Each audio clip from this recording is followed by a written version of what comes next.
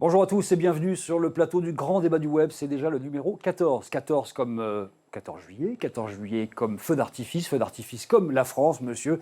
Et c'est la France numérique dont nous allons parler aujourd'hui avec 100 idées pour une France numérique. Je sais, ça sent le lancement légèrement préparé, mais c'est fait exprès. 100 idées pour une France numérique, c'est un livre qu'on va vous soumettre, en tout cas des idées extraites de ce livre, avec comme chaque semaine 4 invités. Une émission donc spéciale, 2 thèmes qui vont être débattus pendant près de 25 minutes par nos 4 invités. On commence par Marion Nougier. Salut Marion. Bonjour. Directrice marketing de WeBelong. En un mot. En un mot, WeBelong, c'est une start-up française qui crée instantanément des communautés de consommateurs chez nos clients qui vont être des marques et des marchands. Et vous êtes également très investi dans Girls in Tech, qui est un regroupement international, 10 000 femmes au niveau international. Et combien en France ? Alors en France, on a environ 2000 personnes, 2000 membres, personnes qui participent, qui reçoivent nos newsletters et qui participent à nos événements tout au long de l'année. Des girls, des femmes qui travaillent dans le web au sens large du terme. À côté de vous, Jérémy Benmoussa, digital stratégiste, Cyril, entrepreneur, comment on dit, qu'est-ce qu'on dit d'autre ? Oh, plein de trucs, et manager chez Octotechnologies, où je travaille essentiellement sur la transformation digitale. Voilà. On sent que l'homme a remonté les manches et il prend des leçons avec les hommes politiques américains de la campagne en ce moment. Là, c'est important symboliquement de faire ça. De l'autre côté, on est heureux de retrouver cette semaine encore nos 2 amis, Fabrice Epelboin. Bonjour Fabrice Epelboin. Yogosha, toujours Yogosha, les plateformes d'intermédiation entre des grandes entreprises qui veulent sécuriser leur système et puis des communautés de hackers white hat qui viennent auditer et pointer là où sont les failles. Et de l'autre côté, à côté de vous, en tout cas l'autre partie d'un duo qui est en train de se constituer au fil des émissions du grand débat du web.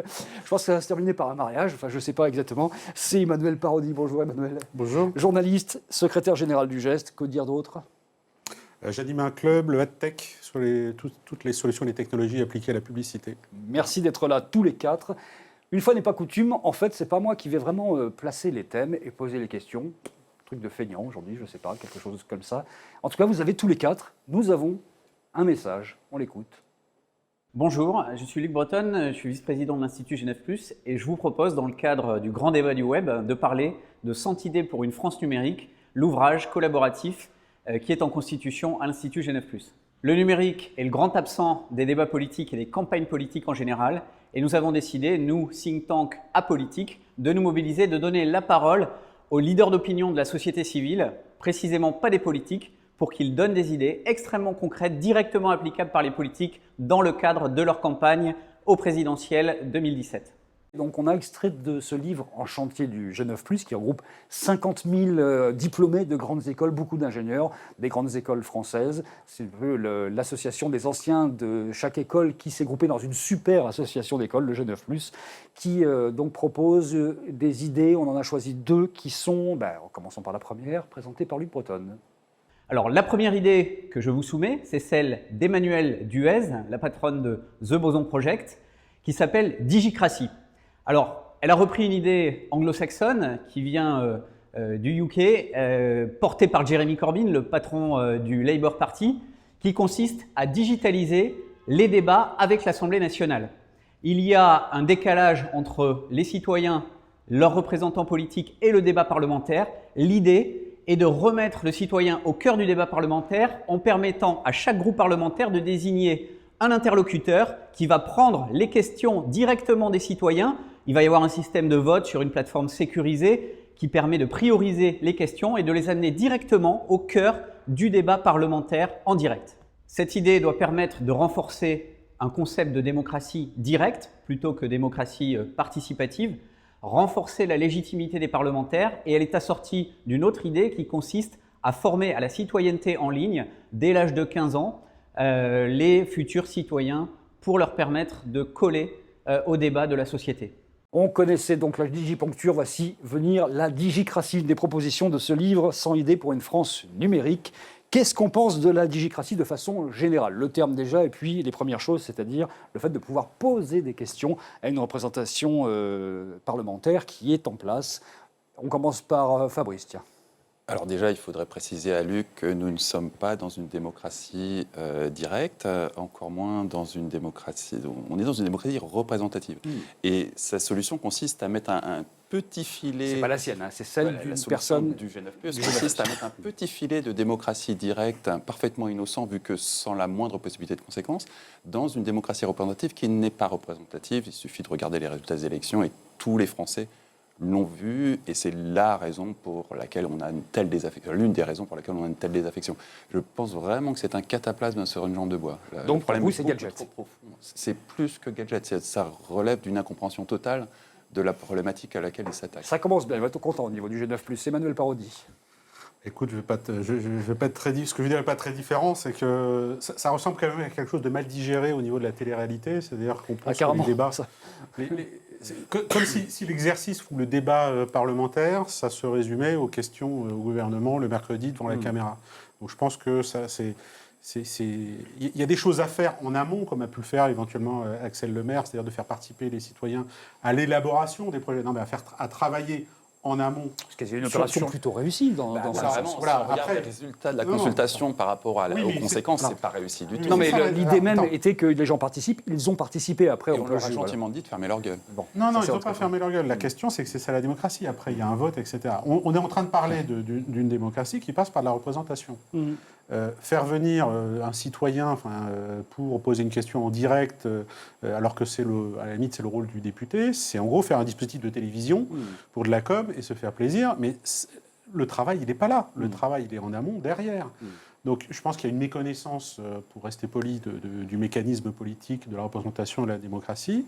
Oui, c'est gadget, je ne vois pas le rapport avec le digital, mais il y a probablement l'Angleterre est une démocratie représentative aussi, et Corbyn a mis ça en place. C'est aussi pour ça que ça les inspire. Donc ils se sont dit on peut faire la même chose. Alors c'est pas le même mode démocratique en Angleterre qu'en France non plus. Hein. Voilà, et c'est peut-être aussi un exercice de communication en Angleterre. Je pense qu'il y a d'autres projets intéressants actuellement qui n'ont pas été mentionnés, qui passent par le numérique et qui consistent plutôt à surveiller et à exercer la transparence sur les mécanismes de fonctionnement du Parlement, etc. Là, on va en parler. On va en parler. Un petit tour de table sur le général de ce digicratie. En fait, le truc, c'est que le principe même de notre démocratie, c'est qu'en tant que citoyen, on vote pour des gens qui sont censés nous représenter. Et aujourd'hui, la désaffection des politiques fait qu'on n'a plus confiance en eux, ni pour nous représenter, ni pour être efficace globalement. Donc, il y a un problème à ce niveau-là, et on est en train de dire, finalement, on va court-circuiter les gens pour lesquels on a voté, et on va aller directement au Parlement. Je rejoins ce que tu disais tout à l'heure. Je pense qu'il y a des sujets plus importants. La transparence du Parlement, qui a été votée par aucun parti. Ça a été positionné il y a 2 ans. Ils ont tous été d'accord pour ne pas le voter. On ne sait pas pourquoi. La transparence des frais, c'est pareil. Il y a des cas où ils sont tous d'accord. Dès qu'il s'agit de transparence, à peu de choses près, ils ne votent plus. Je pense que si on veut faire évoluer un tout petit peu le débat, ce genre d'initiative, honnêtement, c'est tellement trollable, entre guillemets, que j'y crois pas une seconde. C'est amusant, c'est tout ce qu'on veut. C'est une bonne opération de com, je pense. C'est-à-dire que si on veut en faire parler... les médias se feront un plaisir d'aller dire que la parole a été donnée aux Français. Je leur fais confiance pour ça.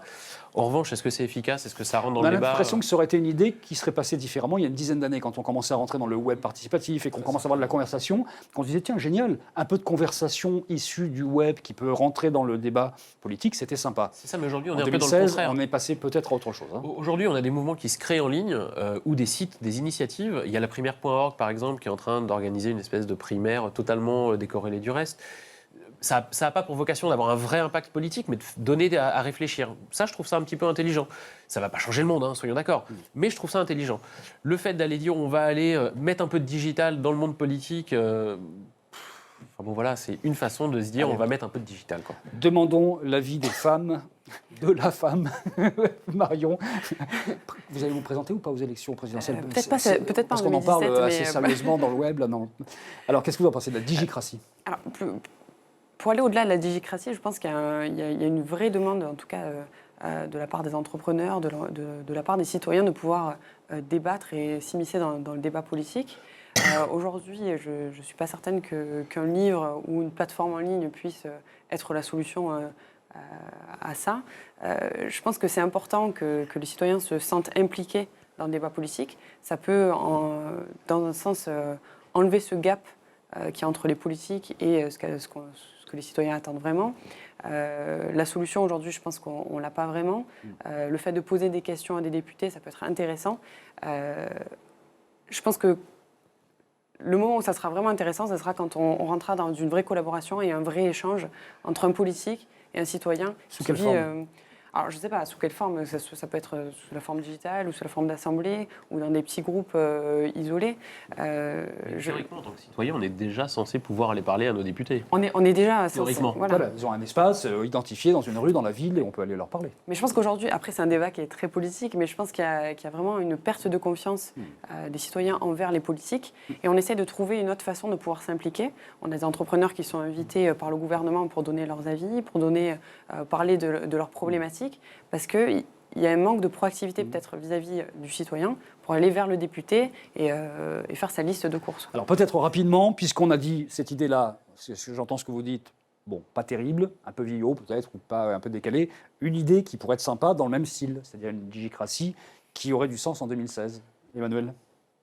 Ah non, mais moi, personnellement, je vois plutôt ça dans le contrôle de la démocratie, c'est-à-dire le contrôle des citoyens sur ceux qui les représentent. Donc pour moi, il y a des choses qui existent déjà, mais c'est effectivement accéder aux données, les croiser, publier les travaux parlementaires. Tout ça est fait. Moi, je trouve qu'il y a eu c'est l'inverse, il y a eu des progrès énormes, mais c'est des choses qui sont ennuyeuses. C'est ça la réalité. C'est que travailler sur des projets de loi, c'est des mois sur de discussions et de travaux sur des choses qui sont complexes. Donc c'est pas, voilà, ça se prête pas au spectacle. Mais je pense qu'il faut soutenir des initiatives là où ça fait mal en ce moment, c'est effectivement sur tout ce qui concerne la transparence de la démocratie, où va l'argent, qui décide. Moi maintenant, je suis heureux de savoir quand il y a des votes très polémiques, de savoir quel est le député. Est-ce que c'est le député de ma région qui a voté ça. Maintenant, il y a des outils qui permettent facilement d'accéder à cette information. Résumer, par exemple, que les data ne fassent pas du bottom-up, mais peut-être un peu le contraire aussi, qu'il puisse y avoir une forme de contrôle. Fabrice? C'est malheureusement pas du tout ce qui se dessine. On entre dans une ère de transparence asymétrique, on va dire, où les citoyens de base sont totalement transparents aux yeux du gouvernement qui aujourd'hui, alors en particulier maintenant que l'état d'urgence s'apprête à être constitutionnalisé, on a l'établissement d'une vraie surveillance de masse, ce qui fait que vraiment les citoyens sont nus vis-à-vis du pouvoir. Et à l'inverse, Jérémy le montrait très bien tout à l'heure, toutes les pseudo-lois de transparence qui étaient amenées à donner une certaine transparence sur les conflits d'intérêts financiers, les patrimoines des élus, tout un tas de choses comme ça, ont été méthodiquement sabordées. Donc on entre durablement dans cette dystopie et vraiment cette inversion de transparence. Il n'y a absolument aucune raison que ça change. Ce qui va changer, c'est la perception. Dystopie, parce que vous l'avez déjà utilisé à la dernière émission. Future dictature, on va dire. Et grosso modo, il n'y a pas vraiment d'issue en dehors d'un passage de quelque chose qui est plus vraiment appréhendé comme une démocratie par la population vers quelque chose qui s'affirmera très clairement comme un régime autoritaire et sécuritaire. C'était donc la première idée, ou ce qu'il en reste, de ce livre, donc 100 idées pour une France numérique, la digicratie. Voyons la seconde idée avec Luc Breton, c'est toujours lui qui vous la présente.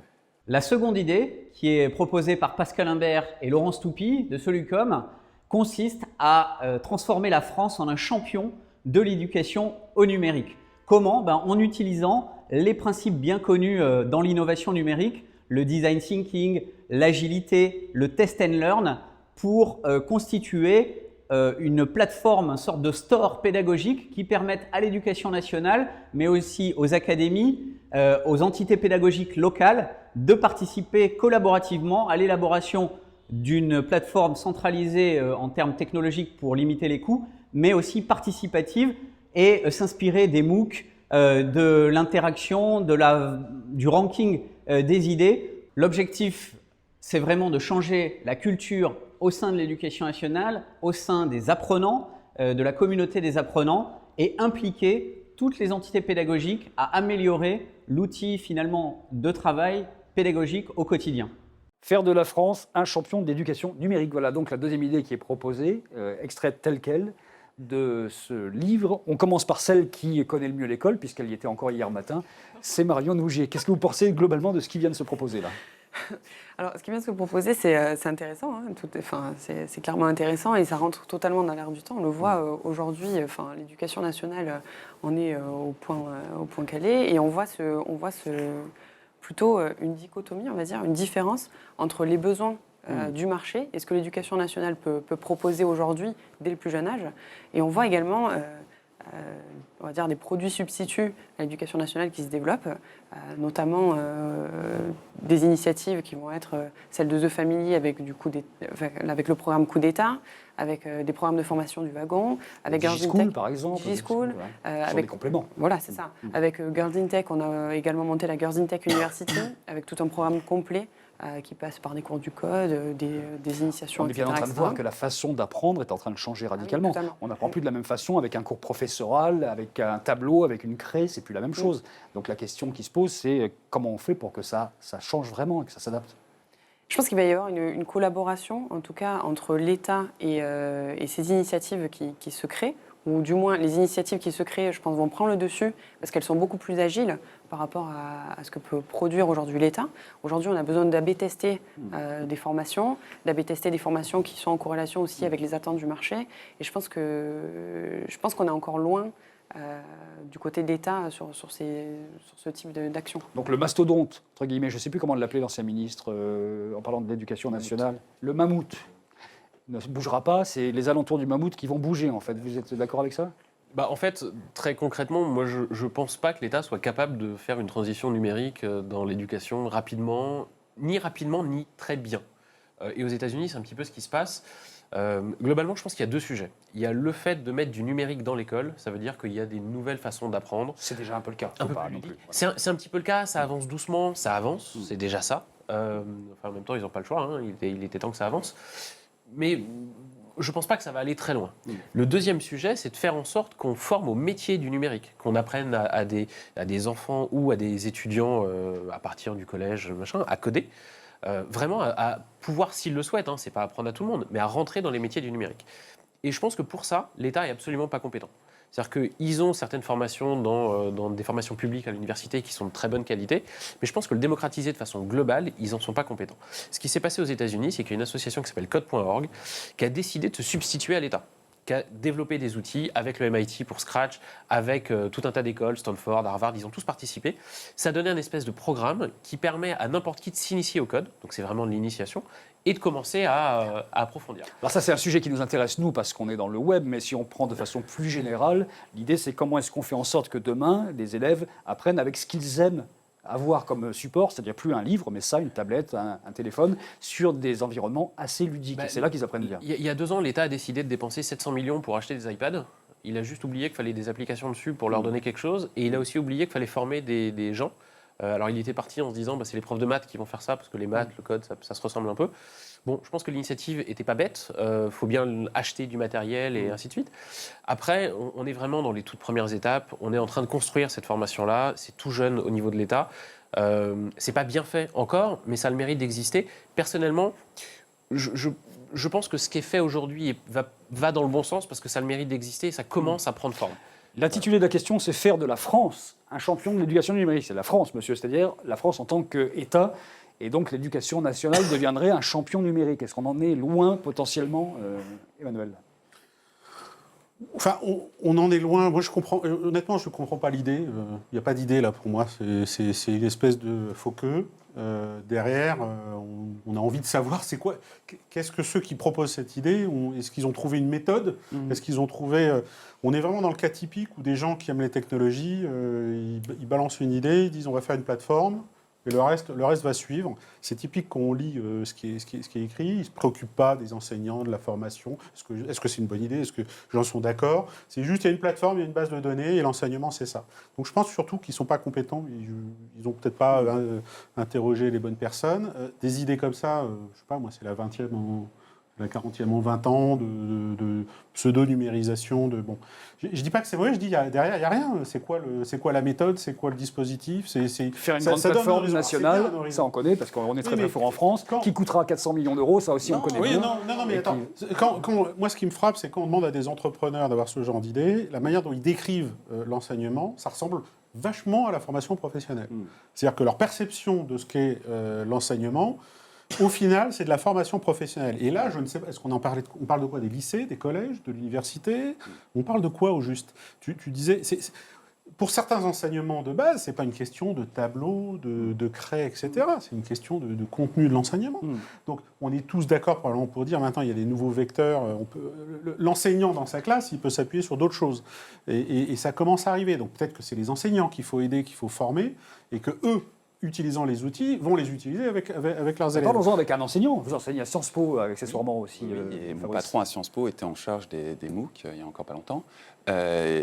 Et accessoirement, j'ai très envie de dire à Luc que ça serait peut-être bien de se renseigner sur l'existant avant de faire un diagnostic. Typiquement, il existe une grande plateforme de MOOC de l'université qui s'appelle France Université Numérique, FUN, qui est lancée depuis déjà quelques années. Et donc, c'est quand même assez étonnant de suggérer de faire quelque chose qui existe déjà. Par ailleurs, il faut quand même bien prendre en compte la dimension économique. Ça coûte cher de faire des cours, très cher, des cours en ligne.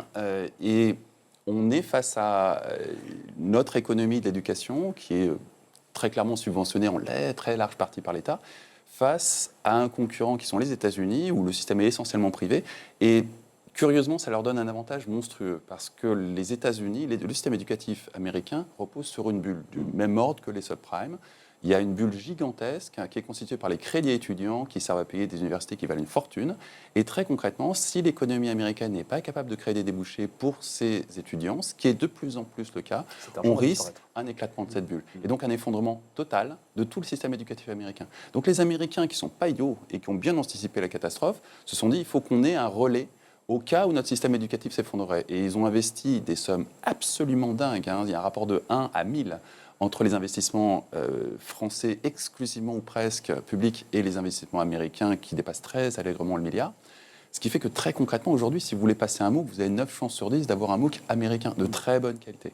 Et là, indépendamment des petits problèmes franco-français ou des diagnostics qui suggèrent de faire des choses qui existent depuis des années, on n'a pas vraiment de solution. On n'a pas les moyens financiers d'être concurrentiel là-dedans. On n'a pas les acteurs qui sont de taille à lutter contre Google, qui est l'un des premiers acteurs de l'e-learning aujourd'hui.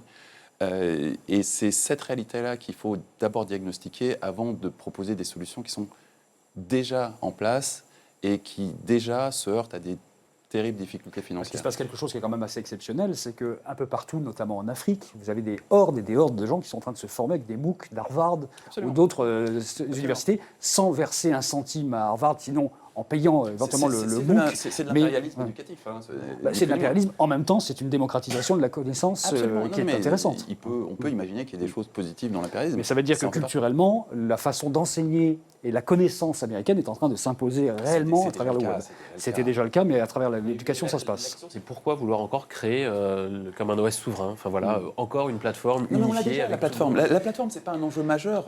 C'est de l'open source. Il suffit de la mettre en place. Justement, mais par contre, il y a un coût phénoménal pour développer tous les cours et ainsi de suite. Alors que je vois moyennement l'intérêt de le faire. On peut aller aider certaines universités qui font bien des permanente. cours. Si, ça a beaucoup d'intérêt. On sort d'un monde dans lequel la formation, c'était une phase initiale de la vie qui ensuite s'arrêtait dès l'entrée dans la vie active. C'est terminé tout ça. Et les MOOC sont une solution assez efficace pour avoir quelque chose qui permette de... On est d'accord. Ce que je veux dire, c'est que je ne vois pas l'intérêt d'aller créer de nouveaux MOOC alors qu'il y a des formations qui existent, parfois dans le public, et qui suffirait de les transformer en MOOC pour les rendre accessibles. Alors non, on ne transforme pas une formation existante en MOOC comme ça. Mais c'est beaucoup. On ne va pas ouvrir le sujet de la création des MOOC parce que c'est un autre sujet. La plateforme s'appelle donc France Université Numérique, FUN. Je propose qu'on la rebaptise à la version donc peut-être G9+. On va l'appeler, je ne sais pas, Skyrock ou Énergie. Et comme ça, il y aura quelque chose d'assez nouveau. Bon, c'était le petit gag complètement idiot. On termine par le +1, -1, parce qu'évidemment, on est à la bourre, comme d'habitude. +1, -1, Marion. Alors moi, je voudrais faire un +1 sur la start-up Reminiz, qui est fondée par Jack Abra, qui faisait partie de la promotion Microsoft Ventures et qui fait de la reconnaissance faciale pour les célébrités. Donc, il vient de se plugger à vos box pour pouvoir, en un clic, connaître toute la biographie et toute la filmographie et tous les produits dérivés de cette personne-là. Donc il va... C'est vrai qu'on regarde la télé, on regarde une série, on regarde un truc, et tout d'un coup, on a toutes les informations associées, donc c'est le second écran en activité. L'application reconnaît en fait la personne qui se trouve à l'écran. Elle va ouvrir en un clic en fait l'ensemble de ces informations et tous les produits dérivés qui sont associés. Il va vite falloir qu'on efface un certain nombre de trucs d'Internet. Il faut que ça se mette en place, cette histoire-là. C'est trop tard, Jérémy. c'est en place depuis quelques années. Moi, mon +1, c'est un peu lié au sujet précédent. C'est pour Magic Makers, qui est une société qui a 2 ans, qui vient de lever 600 000 € et dont le métier est de créer des goûters pour aller apprendre à coder aux enfants de 8 à 12 ans. Ah, le mec est sur le codage, en fait. Je suis vachement sur le codage. Non, mais je trouve que l'initiative est géniale. Je connais plein d'enfants et les parents qui les ont accompagnés qui ont tous trouvé que l'expérience était géniale, que c'était amusant. Enfin, que c'était évidemment une initiation, hein, ils sortent pas de là en étant ingénieurs.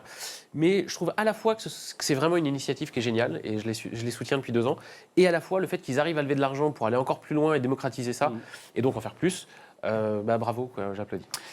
15 secondes, 20 secondes pour une de vos idées, plus un, moins un. -1 sur le débat Apple versus FBI. J'ai lu une quantité invraisemblable d'articles dans la presse qui n'ont strictement rien compris aux enjeux technologiques qui sont derrière et qui racontent absolument n'importe quoi. On a parlé de backdoor, il n'y a jamais eu de backdoor. Il n'a jamais été question de backdoor.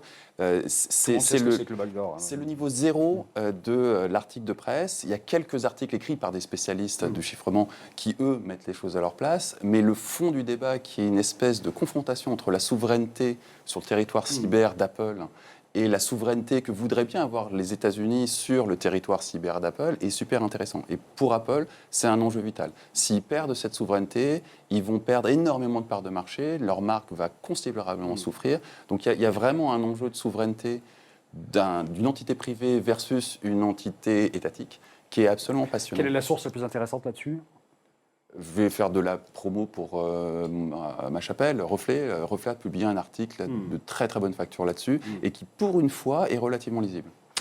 Et puis un petit plus un ou un moins un pour Emmanuel ? Et plus un, une annonce du Mobile World Congress, une boîte qui s'appelle Otto et qui bosse sur une techno permettant de recharger les batteries de téléphone et autres en 15 minutes. Ah, génial. Alors, bon, on n'a pas le temps d'expliquer l'idée et la techno qui est derrière, mais en fin de journée, c'est une idée qui me plaît bien. C'est le mec du Tour de France, légèrement plus dopé que d'habitude, qui pédale très très vite. En fait, Voilà. c'est ça l'idée. Bon, on va revoir les standards des batteries, donc c'est pas pour tout de suite. Hein, mais... Merci beaucoup à vous, Emmanuel, Jérémy, Marion, Fabrice, j'ai tout mélangé. On se retrouve la semaine prochaine pour la 15e émission de ce grand débat du web que vous retrouvez sur Digital Business News et sur la chaîne Demain. Salut.